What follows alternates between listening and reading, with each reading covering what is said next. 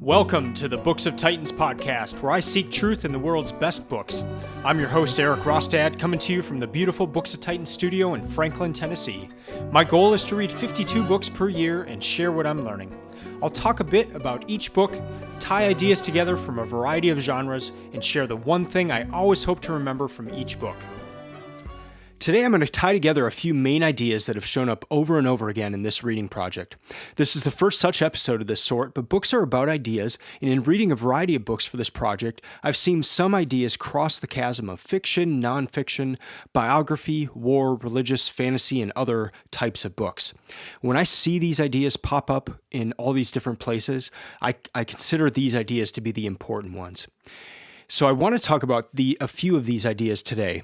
They mostly boil down into three main topics, and my plan is to tie them together here by using ideas from the books that I've read, with a strong focus on the books that I've read in this year, 2021. So here are the three main ideas that I'll be covering in this episode. The first is means and ends. So that age-old question of, does the end justify the means? The second is direction, and I'll get into that further. And then the third is small choices. So why does this matter? Why are the means and ends so important? Well, first off, I see it everywhere, and there seems to be one kind of common view on this in life, and that is this. It's okay morally, politically, organizationally to use whatever means necessary to achieve a desired end. I mean, just look at our politics and the electorate right now. There is a strong sense that as long as my person is in power, I don't care how they got there or what they do to keep that power because I trust their ends. Or, say, in churches, there is a major podcast series right now looking at one pastor of one church and how warning signs, so the means, were neglected because of the ends, which was church growth. Because the ends of church growth were being accomplished, these warning signs and these means to get there were overlooked. I've seen this myself with different churches and ministries. And then what if we take a look at our own lives? We may think we know of the right end, and we sure as heck want to be on the right side of history, whatever that is. But what if the means to get there are not right? I think this is one of the most important areas of discussion at the moment because you see it pop up everywhere. The book series that really got me started on thinking about means and ends was the Robert Caro Years of LBJ series. In the second book of that series, it's also the shortest book and the most exhilarating if you do want to read one of the Caro books. He says this in the introduction in discussing the 1948 Senate race in which evidence shows that Lyndon B. Johnson stole that election. So here's what Robert Caro writes. The campaign raises, in fact, one of the greatest issues invoked by the life of Lyndon Baines Johnson, the relationship between means and ends. Many of the ends of Lyndon Johnson's life, civil rights in particular, perhaps, but others too, were noble, heroic advances in the cause of social justice. Those ends are part of that life. Many liberal dreams might not be reality even today if it were not for Lyndon Johnson. Those noble ends, however, would not have been possible were it not for the means, far from noble, which brought Lyndon Johnson to power. Their attainment would not have been possible without that 1948 campaign. And what are the implications of that fact? To what extent are the ends inseparable from the means? Of all the questions raised by the life of Lyndon Baines Johnson, no question is more important than that. End quote. So he says, to what extent are the ends inseparable from the means? I read all of Caro's books this year, and this idea of means and versus ends and can the end justify the means to get there? It permeates each of his books, whether it's about LBJ or Robert Moses. So I want to highlight four different people in how this came up in different books that I read this year. So the first I just mentioned with LBJ, that was the first person. The second is Robert Moses. So let me read a few sections from Robert Caro's book about Robert Moses. So we'll start here. The dream was the important thing. The dream was what mattered. This lesson Robert Moses translated into phrases that began to appear in his letters and, according to associates, his conversation after the Taylor estate fight. And here's what Robert Moses would say. The important thing is to get things done. You can't make an omelet without breaking eggs. If the end doesn't justify the means, what does? End quote. And so Robert Moses would have the end goal of he was a master builder in the city of New York, and so he would have these parks or these bridges or these expressways, and that was the end. And you can't really argue against a park because it seems like a good end, but the means that he would use to get to that end were not great, and so you see this over and over, and so that's a big question in that book with Robert Moses as well. But later on in the book, almost midway through, Robert Caro says this, that Robert Moses started by seeking power only for the sake of his dreams, only as a means to an end. Even then, however, there were signs that he was beginning to seek it for its own sake, as an end in itself. End quote. So let's dig into that a little bit. So Robert Moses started by seeking power just so that he could fulfill his dreams. It was a means to an end. If he got the power, then he could do these building plans that he had in his head. But what ended up happening is that he began to seek power for its own sake, and he began to seek power as an end in itself. So as the means became corrupted to get to the supposedly good end, as the means got corrupted, so did the end. The end became about gaining more and more power as opposed to having these good ends. It also came up in the first book of the Lord of the Rings series. So here we're going from nonfiction with Lyndon B. Johnson and Robert Moses. Now we're going to fiction and the Lord of the Rings. And there were two just excellent sections about this issue of means versus ends in the first book, The Fellowship of the Ring. So I'm going to read a few sections here. The first is with Saruman and Gandalf, and they're talking, and Saruman is trying to get Gandalf to join the power, the new power that's rising, and this is the evil power. And so I want to just read a little bit of this section. And listen, Gandalf, my old friend and helper, he said, coming near and speaking now in a softer voice. I said we, for we it may be, if you will join me. A new power is rising. Against it the old allies and policies will not avail us at all. There is no hope left in elves or dying Numenor. This is one choice before you, before us. We may join with that power. It would be wise, Gandalf.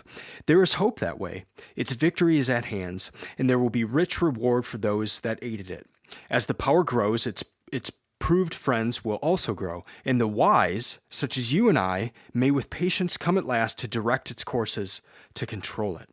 We can bide our time. We can keep our thoughts in our hearts, deploring maybe evils done by the way, but approving the high and ultimate purpose. Knowledge, rule, order, all the things that we have so far striven in vain to accomplish, hindered rather than helped by our weak or idle friends, there would not be any real change in our designs, only in our means. End quote. So many good lines there, but the one, deploring maybe evils done by the way. So deploring, we're the wise people, so we know the course things must take. But if evil is done along the way, well, we can deplore it. But then there would not be any real change in our designs. So the ends would stay the same, these good ends that we have in mind. It would just be the means that would have to change. And so Gandalf's response to this is great. He says, Saruman, I've heard speeches of this kind before, but only in the mouths of emissaries sent from Mordor to deceive the ignorant. I cannot think that you brought me here so far only to weary my ears. And end quote. So Gandalf does not go along with that. He can see right through it. But this temptation to join power, to get power, to gain power in order to do supposed good, and to not care about the means to get there. The other one comes towards the end of that book, and it's a scene with Boromir and Frodo. And Boromir is trying to get Frodo to give him the ring. And so I'm going to read a few sections. For you seem ever to think only of its power in the hands of the enemy, of its evil uses, not of its good. And this is Boromir speaking. The world is changing, you say. Minas Tirith will fall if the ring lasts. But why? Certainly if the ring were with the enemy. But why? If it were with us? Yet I often doubt if they are wise and not merely timid, but each to his own kind, true-hearted men, they will not be corrupted. We of Minas Tirith have been staunch through long years of trial. We do not desire the power of wizard lords, only the strength to defend ourselves, strength in a just cause. And behold, in our need, chance brings to light the ring of power.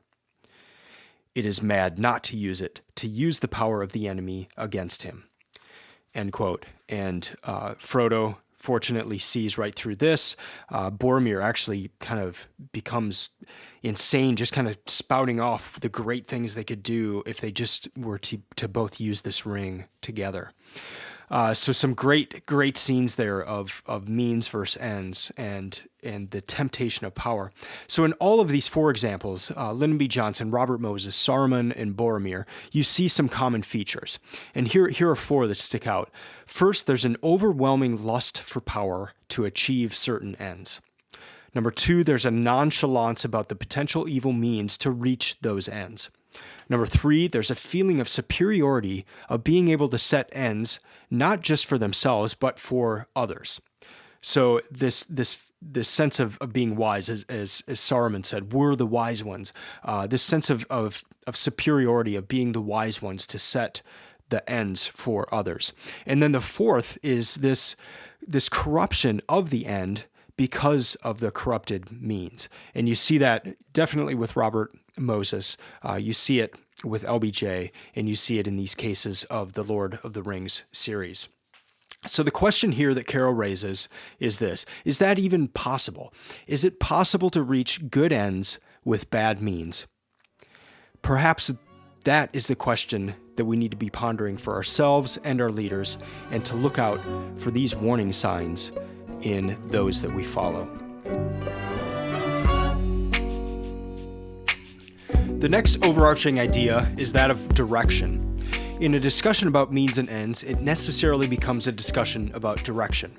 The means are pointing in a certain direction to a given end. We know this intuitively. For example, I'm signed up for a marathon that is set to take place a month from now. That is the end. I have a variety of different means to reach and prepare for that end. I could sit on the couch for the next month, watch TV, eat junk food, and then I could say that I'm resting my muscles getting ready for the race. I could start running low mileage and build up to higher and higher mileage. Or I could go out and just try and start running 26 miles a day until race day. The end is the same in each of these cases. I'm running a race on November 20th, but the means to get there are all different, and they all have ramifications for how I approach the end. This idea of direction was very strong in two of the books that I consider the top books for this reading project: Man's Search for Meaning and The Gulag Archipelago. I had a question going into each of those books. Who is the type of person who survives a concentration camp or a gulag? And unfortunately, we need to identify that there's a tremendous level of luck just to even survive those things. People are killed at random. You arrive at the concentration camp and you're split into groups. Some are killed immediately. So just for the sake of argument here, say you make it past that and you spend a year, 2 years, 3 years, 10 years in a gulag or concentration camp. Who was the person who survived that? And what you see in these books is that the survivors made their decisions long before they ever arrived at these locations. They were becoming the kind of person who survives a camp well before they ever arrived. They were becoming the kind of person in relatively good times when they could have been resting and taking it easy. So what does that mean for us? Since ends and means necessitates a direction that you are moving in, then the means become the important part of the desired end. The end may be far off, but the means occur weekly, daily, hourly, even every minute. I've found in my own life that I can focus on something. I can focus on the end of where I want to be, and I can focus on it so much that it becomes this big, enormous thing to where the daily interactions, the daily life seems insignificant. The choices I make on a daily basis don't seem to really have any impact on where I'm wanting to go. But it should be the opposite. It should be the daily choices that are of the utmost importance. So just take raising a child. I have the end in mind of raising a lovely, successful daughter. So first off, that's not just going to happen on its own. My daily interactions with her are of utmost importance, and if they are not pointing in the right direction, what makes me think that somehow everything's just going to magically end up good? And so this is where this third idea comes in. So we've got means and ends. We've got direction, connecting the means and the ends. And the third piece of that ties this together is these small choices. And this was captured perfectly in a book from my 2019 reading list, Mere Christianity by C.S. Lewis. And I consider what I'm about to read to be the single most important section of any of the books I've read for this project. I think about it all the time, and I see this idea come up constantly. So here it is. Here's the beginning of the quote. I would much rather say that every time you make a choice, you are turning the central part of you, the part of you that chooses, into something a little different than it was before.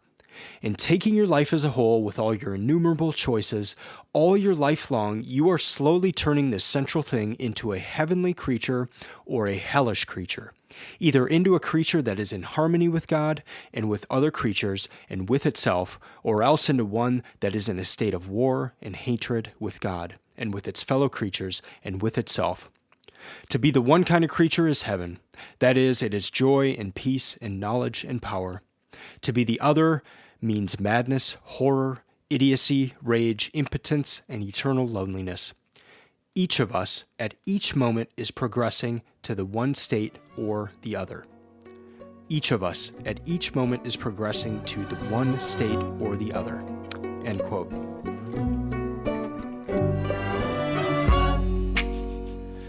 This idea of the daily choices, it really hit home for me when I read the book Living with a Seal in 2016.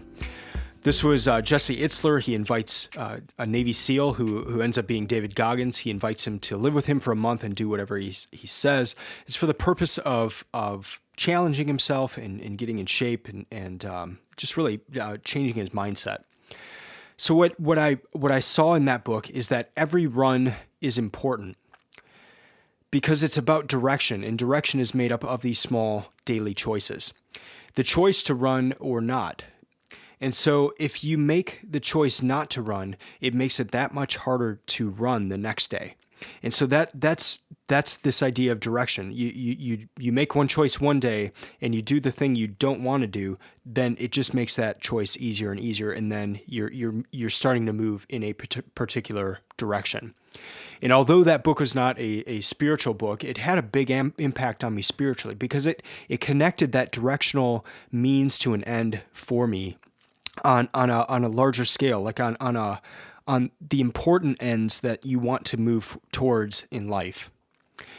So it really is these small choices that matter. And if anything, we should flip the equation around and do the following. Instead of looking at where we want to be, we should look at our daily choices in the direction they are leading. This could be with health, finances, education, our spiritual journey, marriage, children, relationships. As I said in another episode, the means that your choices, the means are your directional litmus test for how you're going. It's how you can test the direction is to look at those choices.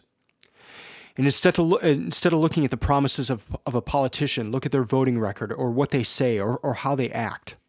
What they say may not be a good one because, yeah. Instead of looking at the growth of a church, look at the fruit. Look at the leadership. Look at the daily choices that they are making. You will see means and ends everywhere. It is being heavily debated in our culture right now, and it's something that it's going to pop up everywhere.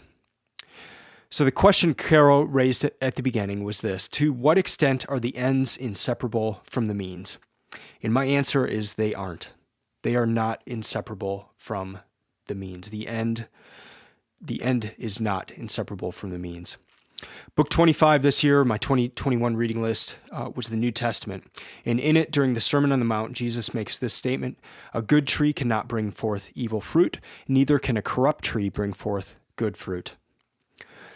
The means to get to an end are pointing in a certain direction, and that direction is guided by daily choices. For a good and noble end, you can't get there through evil means. It will distort the end. You don't reach the right end without the right means.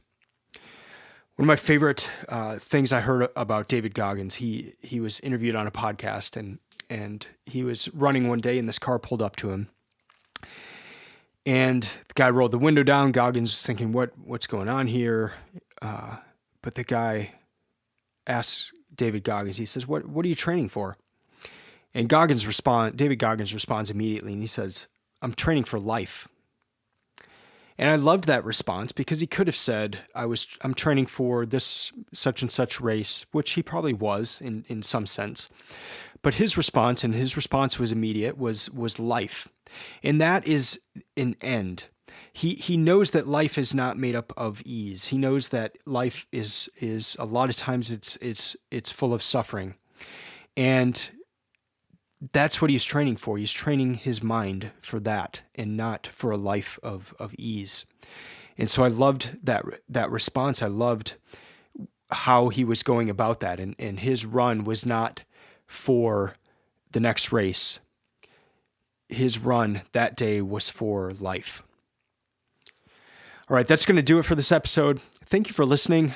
This was kind of an experiment episode where I wanted to just take some ideas that I see pop up in a lot of different books and try to tie some of them together. I'd love to hear from you, what you thought about the episode, and maybe if you've been thinking along these same lines of means and ends, and how you're seeing it in culture or in your own life. You can email me at eric@booksoftitans.com. Let me know what you thought of this episode or the other ones. I've also have a new way that you can support the podcast, and that is that you can help me purchase my books for my 2022 reading list. You guys have bought so many books for that list, and I'm so thankful. I just have a few remaining, and would love if you could help to support the podcast in that way. That just helps me not have to spend as much money on the book side of things. You can follow Books of Titans on Instagram or Twitter, and also the website is stocked full of resources to help you find the best books and to create your own reading list. I'll be back in 2 weeks to discuss another book or series from my 2021 reading list. And until then, keep reading, keep learning, and keep listening. I'm out.